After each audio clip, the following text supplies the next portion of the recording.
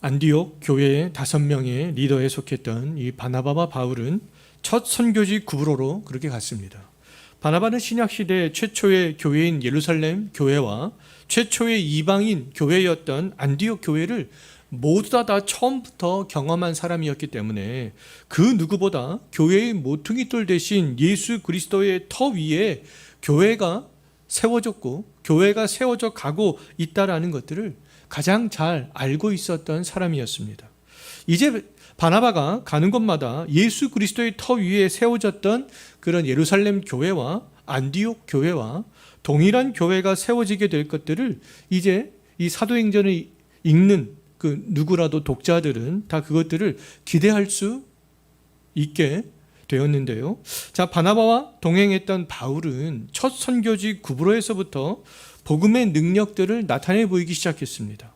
복음을 대적했던 바예수가 앞을 보지 못하게 되는 사건을 통하여서 총독 서기오 바울은 주 예수 그리스도를 믿게 되었습니다. 총독 서기오 바울은 바울과 바나바의 선교 여행에 있어서 첫 번째 그런 열매가 되었었잖아요. 이제 오늘 본문은 바울 일행이 첫 번째 선교지였던 구브로 섬을 떠나서 두 번째 선교지인 비시디아 안디옥에서 복음을 증거하는 그런 말씀들이 되겠습니다. 우리는 오늘 본문을 통하여서 바울이 비시디아 안디옥에서 복음을 증거하기 전에 도착한 버가에서 어떤 일들이 있었는지, 그리고 이제 비시디아 안디옥에서 어떤 방식으로 바울이 복음을 증거하는지에 대해서 우리가 생각을 해보도록 하겠습니다. 구브로를 떠난 바울 일행은 두 번째 이제 선교 여행지를 향해서 이제 나아가게 되는데요. 두 번째 선교 여행지로 떠날 때 총독 서기오 바울이 예수 그리스도를 믿게 되었었잖아요. 아마 그것 때문에 두 번째 선교 여행지로 떠날 때 이제 바울 일행은 기쁨과 희망에 차 있었을 것입니다. 바울 일행은 또 어떤 사람들이 예수 그리스도를 믿게 될까? 그것에 대한 기대하는 마음으로 이제 두 번째 선교 여행지로 나아가게 되었는데요. 바울 일행이 기대하면서 도착한 곳, 그곳이 어디냐면 오늘날 터키 남부 지역이 위치한 밤빌리아의 버가가 되겠습니다. 밤빌리아의 그런데 버가에 도착하자마자 기대와는 달리 한 가지 문제가 생겼는데요. 어떤 문제가 발생했는지 13절을 한번 보시기 바라겠습니다. 어떤 문제가 생겼어요? 바나바의 사촌이었던 요한이 버가에 도착하자마자 다시 예루살렘으로 돌아가는 일들이 발생했습니다. 바울 일행에게 이 요한이 선교 여행을 중단하고 돌아간 것은 구브로에서 복음의 대적자였던 바예수를 만난 것보다도 더욱더 큰 시련으로 다가왔어요. 복음의 대적자들은 어디를 가나 만날 수밖에 없는 사람들이었지만, 근데 이 복음의 이 동료가 떠나가는 것은 예상할 수 없었던 일이었습니다. 선교가 처음 시작할 때만 해도 예측할 수 없었던 일이 되었었는데요. 자, 그렇다면 마가 요한이 어떤 이유 때문에 선교 여행을 포기하고 예루살렘으로 돌아갔는지 정확하게 알 수는 없지만 사도행전 우리는 15장을 통하여서 그것들을 좀 유추를 해볼 수는 있겠습니다. 사도행전 15장 39절을 보게 되면 바울과 바나바가 1차 선교 여행을 마친 이후에 2차 선교 여행을 떠날 때에 요한을 데리고 갈 것인지 말 것인지의 문제로 심각하게 다투는 것을 볼 수 있어요. 너무나 심하게 다툰 나머지 바울과 바나바는 2차 선교 여행을 갈 때 함께 가지 않고 서로 갈라서게 되는 것을 볼 수 있습니다. 요한을 데려가는 문제로 아주 심하게 다툰 이후에 각기 다른 곳을 향하여서 선교 여행을 떠나게 되는데요. 바나바는 마가 요한을 데리고 구브로로 다시 갔고요. 바울은 실라를 데리고 수리아와 길리기아 다소로 선교 여행을 떠나는 것들을 볼 수 있어요. 자, 요한이 바나바와 근데 이렇게 함께 다시 선교 여행을 떠나는 것으로 볼 때 요한이 비록 버가에서 선교 여행을 중단하고 예루살렘으로 돌아갔지만 어떤 주님께서 주신 그런 사명들, 선교 여행 자체를 포기한 것은 아니었다라는 것들을 알 수가 있습니다. 마가는 무엇 때문인지는 알 수 없지만 잠깐 버가에서 어떤 심경에 변화가 왔었던 것 같아요. 심경의 변화를 일으킨 그 요한을 보면서 근데 바울은 왜 요한의 심경의 변화를 일으켜서 예루살렘으로 돌아갔을까? 그것에 대해서 이 사도 바울은 납득을 할 수 없었던 것 같습니다. 바울은 버가에서 선교 여행을 중단하고 예루살렘으로 돌아갔던 그런 요한의 행동을 이해할 수가 없었기 때문에 함께 2차 선교 여행을 가지 않으려 했던 것이죠. 그럼에도 바울과 요한은 원수처럼 지내지는 않았어요. 바울은 2차 선교 여행을 떠날 때에 요한을 대동하는 것들에 대해서 탐탁하게 생각하지 않고 가지 않으려고 했지만 요한과 원수처럼 지내지는 않았습니다. 골로새서 4장 10절과 디모데후서 4장 11절 말씀을 보게 되면 잘 알 수 있는데요. 바울과 요한의 관계가 회복된 것들을 알 수 있습니다. 이 두 본문에서 바울은 요한에 대해서 평가를 하는데 또 이야기를 하는데 굉장히 긍정적으로 평가하고 이야기하는 것들을 볼 수 있어요. 자, 요한이 선교 여행을 중단하고 예루살렘으로 돌아간 이유에 대해서 명확하게는 알 수 없지만 성경에 기록이 되어져 있지 않기 때문에요. 근데 버가에 남아있던 바울 일행은 그 사역을 즉시 감당할 수 없을 정도로 마음이 많이 상했던 것 같아요. 낙심했던 것 같습니다. 그 낙심 때문에 버가에서는 어떠한 일도 어떠한 사역도 할 수 없었던 것 같아요. 요한이 돌아간 이후에 버가에 남아있던 바울 일행은 버가에서 선교 사역을 감당할 수 없을 정도로 굉장히 힘들었던 것 같습니다. 어떤 마음이 선교 사역을 할 수 있을 정도로 그렇게 힘이 나지 않았던 것 같아요.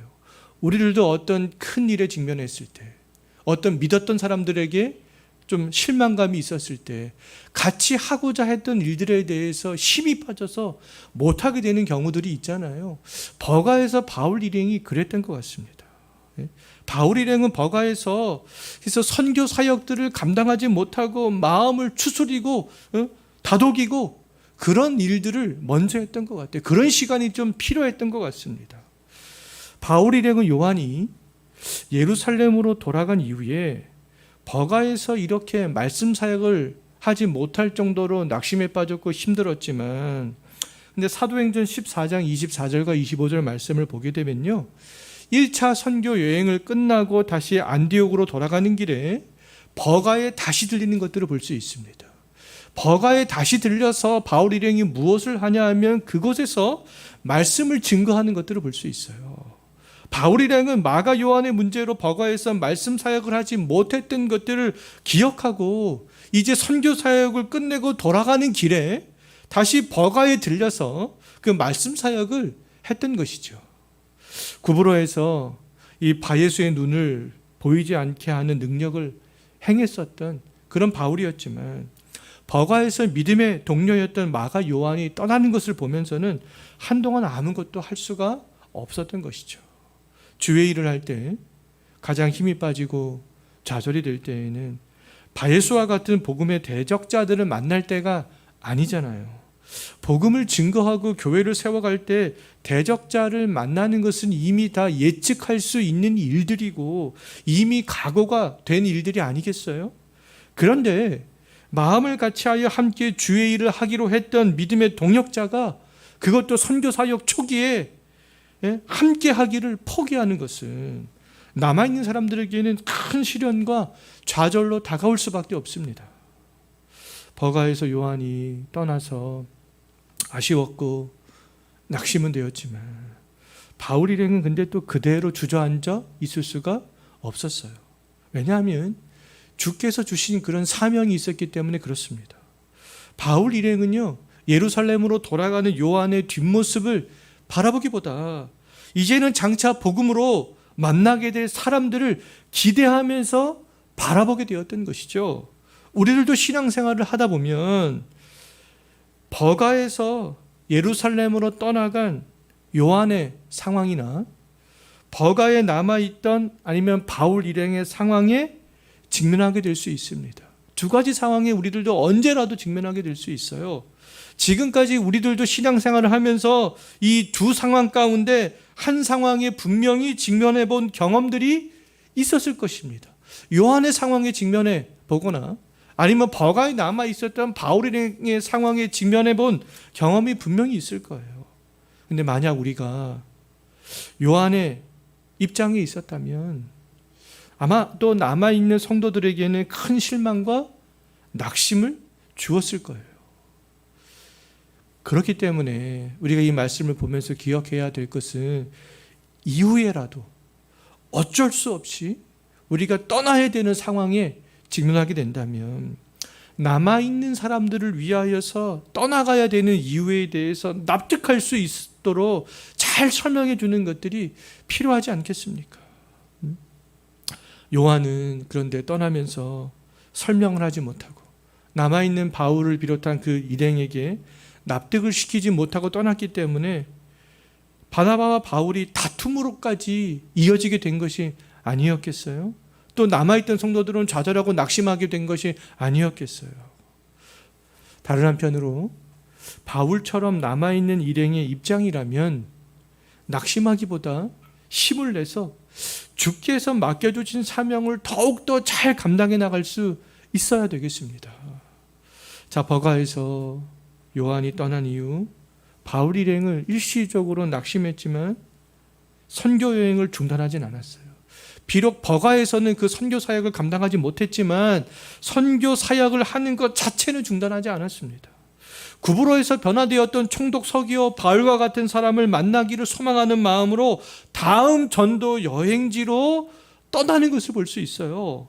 바울 일행이 버가에서 이제 어디로 향해 갔는지 14절을 한번 보시기 바라겠습니다. 어디로 갔습니까? 비시디아 안디옥까지 들어간 것을 볼 수 있어요. 바울 일행을 파송했던 안디옥 교회는요, 수리아 지역에 있는 안디옥이고요. 요한이 떠난 이후에 바울 일행이 새롭게 도착했던 지역은 오늘날 터키 남부에 있는 비시디아 안디옥이 되겠습니다. 이 비시디아 안디옥은 바울과 바나바가 1차 선교 여행 중에 두 번째로 이제 사역을 했던 지역이 되겠습니다. 첫 번째로 사역했던 지역은 어디였어요? 구브로 섬이었잖아요. 이제 두 번째로 사역하게 된 그런 지역은 바로 비시디아 안디옥이 되는 것이죠. 바울 일행은 비시디아 안디옥에 도착해서 곧장 어디로 갔냐면 회당으로 갔습니다. 회당에서는 순서에 따라서 율법과 선지자의 글들을 읽어 내려가고 있었죠. 그 글들을 읽은 후에 회당장들은 바울 일행에게 사람을 보내서 이 율법과 선지자의 글을 읽은 것에 대해서 설교를 좀 해줄 수 있는지 의사를 물어보게 됩니다. 바울은 주저없이 회당장들의 그 제안을 수용하게 되는 것들을 볼 수 있는데요. 바울은 비시디아 안디옥에 있는 회당에서 이제 복음을 증거할 수 있는 그런 기회를 합법적으로 얻게 되는 것을 볼 수 있어요. 회당에서 이제 설교했던 바울의 첫 마디가 무엇이었는가? 16절 한번 보십시오. 첫 마디가 무엇이었습니까? 이스라엘 사람들과 및 하나님을 경외하는 사람들아, 뭐라는 거예요? 들으라, 이렇게 말씀하고 있잖아요. 이스라엘 사람들은 바로 유대인들이 되겠습니다. 하나님을 경외하는 사람들은 유대교로 개종했던 이방인들이나 유대교에 관심을 가졌던 사람들이 되는 것이죠. 바울은 회당에 모인 사람들에게 가장 먼저 무엇을 강조했습니까? 지금 들을 것을 강조하고 있잖아요. 말씀은요, 이처럼 듣는 것에서부터 시작합니다. 재난방송이 막 나오고 있는데 듣지 않으면 재난에 대비할 수 없잖아요. 유명한 정말 일타 강사가 지금 막 수업을 열심히 하고 있는데 듣지 않으면 아무 소용 없습니다. 직장 상사가 새로운 업무에 대해서 막 가르칠 때에 딴 생각을 하거나 듣지 않으면 새로운 업무들을 수행할 수 없잖아요. 모든 것은 듣는 것에서부터 시작합니다. 들어야 되는 것이죠. 들어야 준비할 수 있습니다.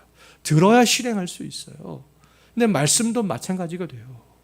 선포되는 말씀이 내가 지금 당장 믿어지느냐 믿어지지 않느냐, 이것은 두 번째 문제가 되겠습니다. 그럼 첫 번째 문제는 뭐라는 거예요? 말씀이 선포될 때 듣는 거라는 겁니다. 신명기에서 모세가 가나안 땅에 들어가서 살게 될 그런 새로운 세대에게 강조했던 말씀, 신명기 6장에서 바로 이스라엘아 들으라 였습니다. 너희들은 장차 새로운 가나안 땅에서 나가게 될 터인데 너희가 가장 먼저 해야 되는 일들은 바로 하나님의 말씀을 듣는 것이다. 이스라엘아 들으라. 들으라. 회당에 모인 사람들아 들으라. 지금 이 예배당에 모여있는 이 성도들아 들으라. 하나님께서 지금 이렇게 말씀을 하고 있는 것이죠.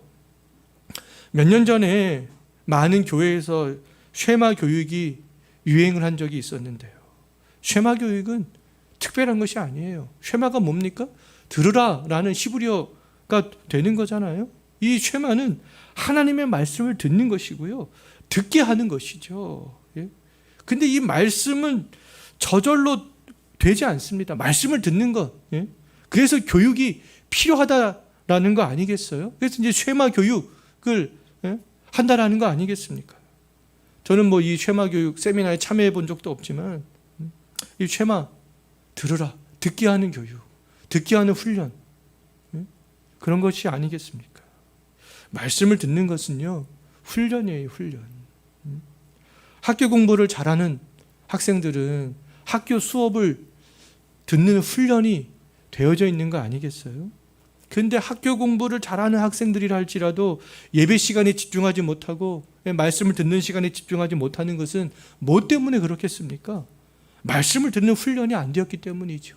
수업을 듣는 훈련은 되어져 있어도 말씀을 듣는 훈련은 되어져 있지 않기 때문에 그렇습니다. 직장에서는 자기가 맡은 일들을 유능하게 잘 처리하고 해서 인정받는 사람들이라 할지라도 교회 와서 말씀만 들으면 졸리고 딴 생각이 나는 이유는 뭐 때문이겠어요? 직장에서는 그렇게 유능한데 말씀으로 훈련되지 못했기 때문에 그렇습니다. 듣는 훈련이 안 됐기 때문에 그런 것이죠. 저는 이 쉐마 교육의 기본, 듣는 훈련의 아주 가장 기초적인 것은 가정예배라고 생각합니다. 가정에서부터 어릴 때부터 자녀들에게 하나님의 말씀을 듣게 하는 훈련들을 시켜주는 것이죠. 그리고 자녀들이 자녀들과 함께 이 공예배를 드리면서 훈련을 시키는 겁니다. 말씀을 듣게 하는 훈련, 예배를 드리게 하는 훈련, 그리고 가정에서 다시 한번 말씀을 들었던 것에 대해서 가르치고 물어보고 그런 훈련을 시키는 거죠. 어른들도 근데 훈련을 해야 될 필요가 있습니다. 오늘은 10분 집중했다면 다음 주는 20분 집중하려고 하고 훈련이 필요해요. 처음에는 들리지 않습니다. 들리지 않지만 계속 훈련하고 듣다 보면 들리는 순간들이 반드시 생긴다라는 것이죠. 하나님의 말씀을 듣지 않으면 재난이 막 일어나고 있음에도 불구하고 재난방송을 듣지 않으면 재난을 당할 수밖에 없잖아요. 쓰나미가 막 몰려오고 있는데 재난방송을 막 하고 있는데 나는 내 할 일을 하겠다. 듣지 않고 신경도 안 쓰면 쓰나미가 덮칠 수밖에 없습니다. 하나님의 말씀을 듣지 않는 결과도 똑같아요. 하나님의 말씀을 듣지 않는 결과는 심판으로 다가오게 될 수밖에 없죠. 가나안 땅을 정복한 이스라엘 백성들이 남북국으로 분열이 되고 아수르와 바벨론에게 멸망하게 된 것은 뭐 때문이에요? 하나님의 말씀을 듣지 않았기 때문에 그렇습니다. 이스라엘아 들으라. 정말 들어야 된다 말씀을. 그랬는데 그들은 듣지도 않고 자녀들에게 말씀을 듣는 훈련도 시키지도 않았던 것이죠. 또 말씀을 듣는다고 해도 그들은 귀로 아니면 눈으로 말씀을 접하고 그것에 불과했습니다. 마음으로는 말씀을 듣지 않았어요. 하나님의 말씀이 지금 당장 믿어지지 않는다 할지라도 우리가 해야 되는 일들은 뭐라는 거예요? 듣는 데 집중하는 겁니다. 이스라엘아 들으라. 들으라. 수업 시간에 공부 잘하는 학생들이 선생님의 말씀을 들을 때처럼, 직장 상사에게 새로운 업무 지시를 받을 때처럼, 텔레비전에서 나오는 배우들의 대사를 들을 때처럼, 가수들이 부르는 노래 가사의 그런 가사를 듣기 위해서 귀를 쫑긋 세우는 것처럼 하나님의 말씀을 귀 기울여 들어야 된다는 것이죠. 비시디아 안디옥의 회당에 있던 사람들은 말씀을 듣기 위해서 모인 사람들이었잖아요. 그럼에도 바울은 그 사람들에게 지금 무엇을 강조하고 있어요? 말씀을 들을 것을 강조하고 있습니다. 여기 있는 우리들은 하나님께 예배로 영광 돌리기 위해서 모였지만 또 다른 한편으로는 선포되는 말씀을 듣기 위해서 지금 모여 있는 거예요. 말씀을 듣기 위해서 모였다면 말씀을 들어야 되는 것이죠. 예, 들으라. 당시 회당에 모인 사람들은 회당에서 어떤 정치 이야기나 경제 이야기나 세상의 교육 등에 관한 이야기가 선포되는 것을 기대하지 않았습니다. 왜요? 회당은 하나님의 말씀을 읽고 하나님의 말씀을 해석하고 가르치는 곳이었기 때문에 그렇습니다. 회당장들이 지금 율법과 선지자의 그런 글들을 읽고 사도 바울에게 무엇을 부탁했어요? 그것에 대한 설교 해석을 부탁한 거 아니겠어요? 그건 회당에서 당연히 해야 되는 일들이 아니겠습니까? 오늘날에도 동일합니다. 교회는 어떤 정치나 경제나 세상 교육 등에 관한 이야기를 하거나 그것과 관련된 정보를 얻는 것이 아니라는 것이죠. 교회는 하나님의 말씀을 중심으로 모이는 것이 교회가 아니겠어요? 성경 말씀을 읽고 그것에 대한 말씀을 해석하고 가르치고 양육하는 것이 교회가 되겠습니다. 교회에서 그렇다면 우리들이 들어야 될 말씀은 하나님의 말씀이 되는 것이죠. 교회에서 우리가 듣기를 기대해야 되는 말씀은 어떤 세상에 있는 그런 이야기가 아니라 하나님의 말씀 듣기를 기대해야 된다는 것입니다. 하나님을 믿고 있고 적어도 하나님에 대해서 관심이 있어서 모였다면 우리가 이 예배당에 나올 때에 마음을 정말 열고 하나님의 말씀을 들으려고 해야 되지 않겠어요? 바울이 지금 들으라 라고 말한 이후에 증거했던 말씀은 회당에 모였던 사람들이 한 번도 들어보지 못한 어떤 새로운 말씀이 아니었습니다. 쇼킹한 말씀이 아니었어요. 바울은 회당에 모였던 사람들에게 들으라라고 이렇게 선포한 이후에 사도 바울이 말씀을 증거하기 시작한 그 말씀은 어떤 말씀이었냐 하면 이미 들어왔던 말씀, 익히 그들이 잘 알고 있었던 그런 말씀이었어요. 그럼에도 회당에 모인 사람들은 바울이 선포한 그런 말씀들을 13장을 쭉 보게 되면 전적으로 다 동의할 수 없었습니다. 바울이 선포한 말씀 중에는 회당에 모여 있었던 사람들 중에 동의할 수 있었던 말씀도 있었고요, 동의할 수 없었던 그런 말씀들도 있었어요. 회당에 모인 사람들은 전통적인 유대교적인 해석에는 바울이 그에 따라서 해석할 때 동의할 수 있었습니다. 그런데 사도 바울이 주 예수 그리스도를 중심으로 하는 기독교적인 해석에 대해서 이야기할 때는 동의할 수 없었어요. 자, 먼저 바울은 회당에 모인 사람들이 그럼 동의할 수 있는 말씀, 누구라도 다 동의할 수 있는 그 말씀을 먼저 증거하기 시작합니다.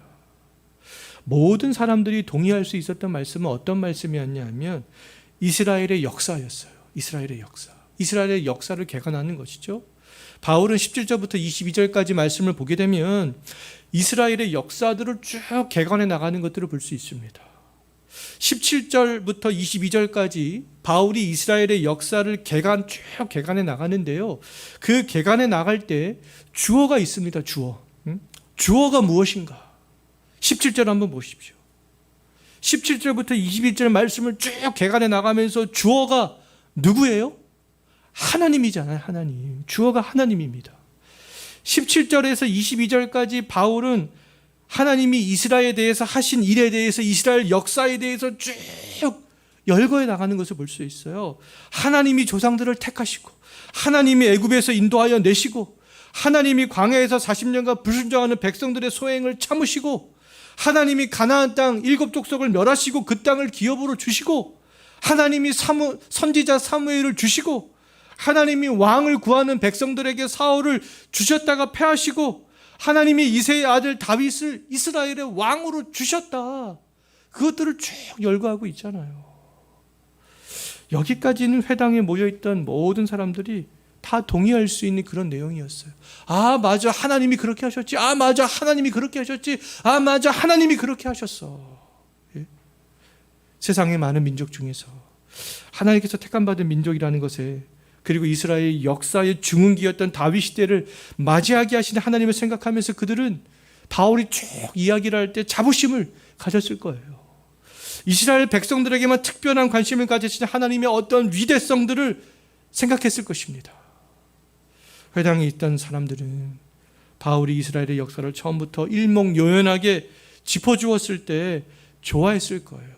어쩌면 지금 비시디아 안디옥 회당에 모여 있었던 사람들은 지금까지 바울처럼 성경을 일목요연하게 짚어주었던 사람이 한 명도 없었을 수도 있습니다. 그래서 바울이 쫙 일목요연하게 짚어주니까 얼마나 좋았겠어요. 뭔가 성경에 대해서 좀 정리가 된 느낌을 받았을 거예요. 오늘날에도 성경을 알고 싶어하는 그런 분들이 많이 있잖아요. 때문에 성경을 정리해주는 세미나들이 코로나가 터지기 전까지는 굉장히 인기가 있었습니다. 우리 교회도 구속사적인 성경 개관을 통하여서 성경을 쭉 권별로 정리해 나가는 그런 시간들이 있잖아요. 이런 시간에 참여하는 것은 우리가 독려를 해야 되는 일들이 되겠습니다. 성경을 가르쳐주고 알려주는 그런 시간들이 있다면 마땅히 우리가 열심히 참여해야 되는 거 아니겠습니까? 근데 성경을 정리해주고 개관해주는 그런 시간에 참여하면서 우리가 기억해야 될 것은 뭐냐 하면 어떤 나의 지적인 만족이 아니라 그 시간을 통하여서 하나님을 알려고 하는 것이에요. 하나님이 많고 많은 그 민족들 중에서 이스라엘 백성들을 왜 선택을 하셨는가? 하나님께서 왜 우리를 선택하셨지? 왜 하나님께서 우리를 위해서 가나안 7족속을 멸하셨지? 하나님께서 구원을 어떻게 이루어 오셨지? 우리가 그것에 대해서 생각하고 집중하는 것이죠. 하나님께서 이스라엘 백성들을 선택하시고 그들 가운데 주권자로 계셨던 것은 무엇 때문이었습니까? 죄인을 구원하기 위해서 하나님께서 그렇게 하셨던 거 아니겠어요? 근데 유대인만 죄인이 아니잖아요. 비유대인들도 다 죄인이 되겠습니다. 바울이 이스라엘 역사를 17절부터 22절까지 개관한 것은 죄인들을 구원하시는 하나님께 초점을 두기 위함이었습니다. 우리가 들어야 될 말씀은 죄인을 구원하시는 하나님에 대한 말씀이 되는 것이죠. 죄인을 구원하시는 하나님에 대한 말씀은 모든 죄인들이 반드시 들어야 된 말씀이 되겠습니다. 죄인을 위해서 구원해 가시는 하나님의 말씀을 들을 때만 우리는 심판을 면할 수 있고요. 심판을 면할 수 있는 기회를 얻을 수 있게 되고요. 우리의 영혼이 정말 변화되어서 하나님 나라에 대해서 소망을 가질 수 있게 되는 것이죠. 바울과 바나바도 죄인을 구원해 가시는 그런 하나님의 말씀을 듣고 인생이 변화된 것이 아니겠습니까? 그 말씀 때문에 세상에 있는 모든 것들을 다 버리고 주의 말씀을 증거하는 사람이 될 수 있었잖아요. 바나바는 자기의 밭을 팔아서 사도들의 발 앞에 갖다 놓을 정도로, 바울은 어떤 학문과 지식과 어떠한 자기의 집안, 학식, 배경 다 배설물로 여길 수 있을 정도로 그렇게 그런 삶을 살았던 것들은 바로 죄인을 구원해 가시는 하나님의 말씀을 듣고 그들의 인생이 변화가 되었어요. 바울은 믿음의 동료였던 요한이 돌아가는 아픔을 겪었지만 죄인을 구원하시는 그 하나님의 말씀 때문에 버가에서 포기하지 않고 비시디아 안디옥까지 더 나아갈 수 있게 되었던 거죠. 바울이 회당에서 있었던 사람들에게 전하고 싶었던 말씀, 17절부터 22절까지 하나님이 주어로 삼으면서 쭉 이스라엘 역사를 개관했던 이유, 그 핵심은 23절 이하에 있는 그 말씀이 되겠습니다. 오늘날 죄인들이 들어야 될 그런 말씀도 동일한 거죠. 하나님께서 이스라엘 백성들을 왜 선택하셨는가? 하나님께서 이새의 아들 다윗을 왜 부르셨는가? 바로 하나님이 약속하신 구주를 보내기 위해서 하나님께서 그 모든 일들을 다 하셨다라는 겁니다. 하나님이 약속하시는 구주는 다윗의 후손으로 오신 바로 예수님이라는 것이죠. 이스라엘 역사를 쭉 개관하면서 23절에서 바울이 그것에 대해서 딱 이야기하고 있잖아요. 구주 예수님에 대해서 이야기하고 있어요. 이스라엘의 전 역사를 통해서 하나님이 말씀하고 싶었던 것은 바로 이 주 예수 그리스도였던 것이죠.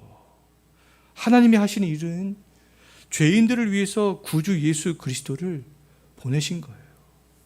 주 예수 그리스도를 이 땅에 보내시기 위하여서 이스라엘의 역사가 필요했던 겁니다. 이스라엘의 역사 가운데 오직 다윗의 후손으로 오신 예수님만이 하나님이 보내신 구주가 될 수 있다는 것들을 지금 강조하고 있는 것이죠. 이제 다음 주에는 십자가에서 돌아가시고 부활하신 예수님에 대해서 살펴보게 될 텐데, 그냥 십자가에서 죽으셨던 예수는 한낱 인간이 아니라는 거예요. 죄인을 구원하시는 구주, 하나님이 약속에 따라 보내신 구주가 되신다는 것이죠. 자, 오늘날 수많은 이단의 교주들이 구주가 될 수 없는 가장 명확한 이유는 다윗의 후손이 아니기 때문에 그렇습니다. 하나님이 약속한 구주는 이스라엘의 역사 가운데 약속하신 다윗의 후손으로 오신 예수 그리스도 한 분밖에는 없다는 거예요. 성경 말씀을 들으면서 예수 그리스도를 배제하거나 예수님께 집중하지 않거나 예수 위에 또 다른 어떠한 이단의 사이비 교주와 같은 그런 사람들을 강조하는 것은 성경을 오해하는 것입니다. 하나님의 죄인을 구원해 가시는 하나님의 주권을 인정하지 않는 거죠. 바울이 오늘 본문에서 구약의 역사를 요약한 것은 바로 하나님이 약속하신 구주 예수 그리스도께 집중하기 위해서였던 거예요. 예수가 하나님이 보내신 죄인들의 구주라는 사실은 사람들이 그런데 쉽게 동의할 수 없는 말씀이었습니다. 22절까지는 동의할 수 있는 말씀이었어요. 근데 이제 23절부터는 사람들이 잘 동의가 안 되는 그런 말씀이었습니다. 아니, 십자가에서 죄인으로서 죽은 무슨 예수가 우리의 구주라고? 그렇게 당장 질문을 던질 수 있는 그런 말씀들이었습니다. 근데 사람들은 어쩌면 바울이 할례를 좀 더 이렇게 강조하거나 유대인 그런 교적 입장에서 율법을 강조했다면 오히려 더 바울의 말들을 적극적으로 사람들은 받아들였을 것입니다. 왜요? 유대교와 동일한 입장이고 사람들은 내가 내 의지로 무엇인가를 해내는 것들을 좋아하기 때문에 그렇습니다. 내가 내 의지로 무엇인가를 해내는 것들에 대해서 더욱더 확신을 가질 수 있기 때문에 그런 것이죠. 나의 결단에 의해서 나 할례 행했어. 이것은 나의 의지로 된 거야. 나를 할례를 행했기 때문에 믿을 수 있어? 내 의지로 율법을 순종한 거야? 이렇게 생각하면 사람들이 접근하기가 쉽습니다. 그런데 만약에 내 행동에 따라서 우리의 구원이 결정이 된다면 우리의 구원이 될 수 있겠습니까? 만약에 내 의지에 따라서 구원이 결정이 된다면 우리의 구원은 불안정할 수밖에 없어요. 구원이 하나님께 달린 것이 아니라 나에게 달려 있다면 우리가 구원을 확신할 수 있겠습니까? 그럴 수 없잖아요. 오늘 본문을 잘 한번 보십시오. 오늘 본문에서 주어는 내가 아닙니다. 내가 아니에요. 나가 아니에요. 오늘 본문에서 주어는 누구예요? 하나님이잖아요. 하나님께서 다 모든 일들을 죄인을 구원하시기 위해서 하나님께서 다 하셨다라는 거 아니겠습니까? 하나님이 이스라엘 역사를 주관하셨어요. 하나님이 이스라엘 역사를 주관하신 이유는 죄인을 구원하기 위해서였습니다. 죄인의 구원은 하나님이 하시는 일이라는 것이죠. 내가 하는 일이 아니라 하나님이 하시는 일이다. 그럼에도 사람들이 하나님이 구약에서 많은 선지자들이 예언한 대로 보내신 예수가 우리의 구주가 된다라는 그런 말씀을 거부하는 것은 자기 의지대로 그것들이 믿어지지 않기 때문에 그렇습니다. 그런데 구원은 내 의지대로 되는 것이 아니잖아요. 내 의지대로 되는 것이 절대로 아닙니다. 구원은요, 말씀을 들을 때 하나님께서 선물로 주시는 것이죠. 그렇기 때문에 지금 유대교인들이 모여있는 그 회당에서 바울이 지금 말씀을 들으라 이렇게 얘기를 하고 있는 거예요. 그 하나님께서 보내신 구주 예수에 대한 그 믿음은 말씀을 들을 때 생기기 때문에 그렇습니다. 나의 의지와 상관없이. 비시디아 안디옥에 온 바나바, 바울, 예루살렘 교회의 모든 성도들, 안디옥 교회의 모든 성도들, 구브로 섬에 있었던 총독 서기어 바울, 자기의 의지대로 구주 예수를 믿게 된 것이 아니었잖아요. 베드로의 설교를 듣고 박해를 피해서 흩어졌던 그 사람들이 증거하는 복음을 듣고 바나바와 바울이 증거했던 그 말씀을 듣고 그 모든 사람들은 그 말씀 가운데 믿음들이 생겨나기 시작했던 거죠.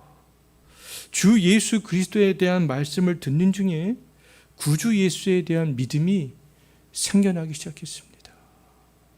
우리가 말씀을 들을 때 우리의 믿음이 더욱더 견고해질 수 있는 것이죠. 그래서 모세가 가나안 땅에 들어가게 될 새로운 세대에게 이스라엘아 들으라 말씀했던 거예요.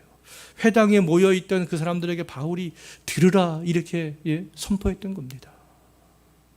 우리가 들어야 될 말씀은 하나님이 죄인을 구원하기 위해서 이 약속의 말씀에 따라 이 땅에 보내신 예수 그리스도에 대한 말씀이 되겠습니다.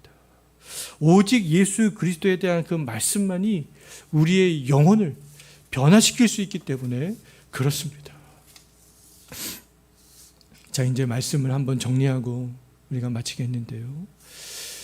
바울이 랭은 밤빌리아의 버가에 도착하자마자 요한이 예루살렘으로 돌아가는 그런 아픔을 겪었지만 그곳에서 마음을 추스르고 비시디아 안디옥으로 향해 나갔습니다. 요한이 떠난 그 시련보다 자기들의 사역을 통하여서 죄인을 구원하시는 하나님의 사역을 더욱더 중요하고 크게 생각했기 때문에 가능한 일들이었다라는 것이죠. 어떤 자기의 지금 처해진 감정에 집중하기보다 하나님께서 맡겨주신 그런 소명에 더욱더 집중했기 때문에 가능한 일이었습니다. 바울은 비시디아 안디옥에 도착하자마자 그래서 이제 사역을 본격적으로 시작을 하는데요. 그의 첫 마디는 들으라였잖아요. 회당에 있던 사람들이 들어야 될 말씀은 누구나 이해하고 받아들일 수 있는 일반 그런 역사가 아니었습니다. 일반 역사를 주관하시는 죄인을 구원하시는 하나님에 대한 말씀이었어요. 구주 예수님에 대한 말씀이었습니다. 하나님께서 죄인을 구원하기 위해서 약속대로 보내신 그 예수 그리스도에 대한 그 말씀이었던 거죠.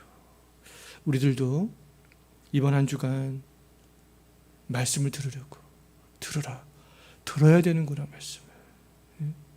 그리고 말씀을 듣되 하나님이 보내신 구원자 예수 그리스도에 집중하면서 말씀을 듣고 믿음의 동료로 인한 또 시련이 올 때 주께서 우리에게 주신 그런 소명을 생각하면서 사도 바울의 일행처럼 그 소명을 생각하면서 오늘도 한 걸음 한 걸음 또 이번 주도 한 걸음 한 걸음 나아갈 수 있게 되기를 진심으로 바라겠습니다. 기도하겠습니다. 하나님 아버지,